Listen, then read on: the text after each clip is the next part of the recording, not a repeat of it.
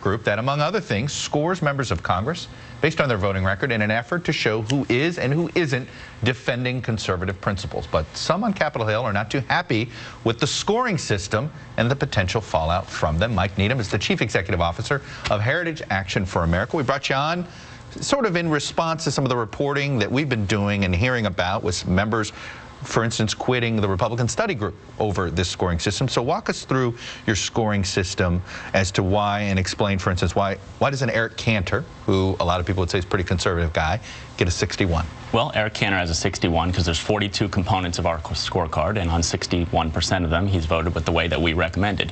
What we're trying to do is we're trying to launch a conversation in Washington that's based on transparency and accountability. So if you look at the budget that passed, the House passed a budget. It was a big, bold budget that gets the country on the path towards balance. The Senate has done one in 900 days. We want to point that out.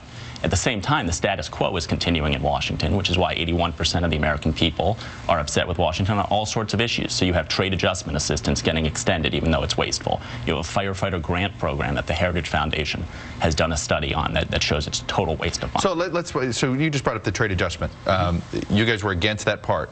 So though that was part of the trade deals, does that mean that the vote for the trade deals themselves would be considered a negative vote in your scoring system? No, so overall? Because TAA is involved? Exactly. There were 4 votes that happened that week. There were the 3 free trade agreements, which we voted, which we scored in favor of, and there was trade adjustment assistance. So you are scoring them separately? Each of them separately. What we think is that, there was, as we all know, there was a backroom deal cut that said in exchange for trade adjustment assistance, the South Korean free trade agreement will go through. Let's have these things in the public. Let's talk about trade adjustment assistance on its merits. Let's talk about a South Korea FTA on its merits. I want to show the top scores in your system here.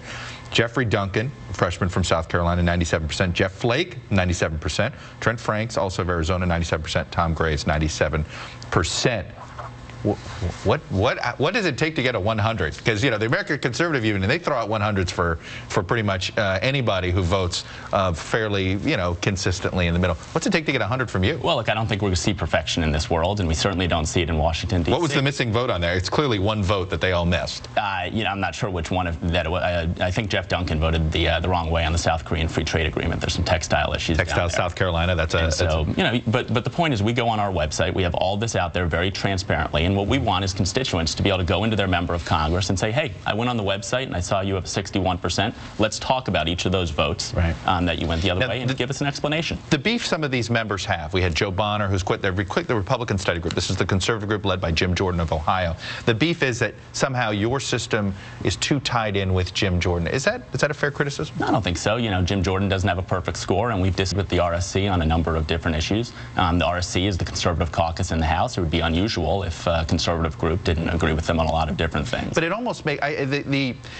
what the leap that has been made with some members is that somehow Jim Jordan is now scoring members of. This is taking that next step and making it too close. This vote scoring has been going on with Washington interest groups for decades. Right. But that maybe this is almost like a member scoring it, and that's what seemed to upset. Yeah, well, that's totally not true. I think a lot of the pushback comes back that we didn't get the memo that most scorecards are supposed to give everybody with an R at the end of their name a 95%.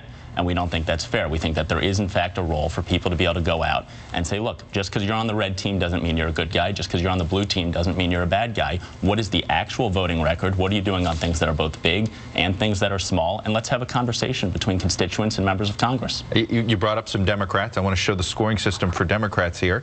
The leaders, 9% Harry Reid, 9% Dick Durbin. That wouldn't be a surprise. 20% Nancy Pelosi and Steny Hoyer. So if I had said to somebody, the 4 leaders of Congress who would have the highest score from you, I don't think anybody would have guessed Nancy Pelosi. Why is she up at 20%? Sometimes liberal people vote the right way for the wrong reasons. And I think that's Nancy Pelosi on a couple of these votes. And so you've scored the votes, but she has been unhappy. I think I know a couple of the votes that you're talking about. Who are the Democrats that are scoring the best with you?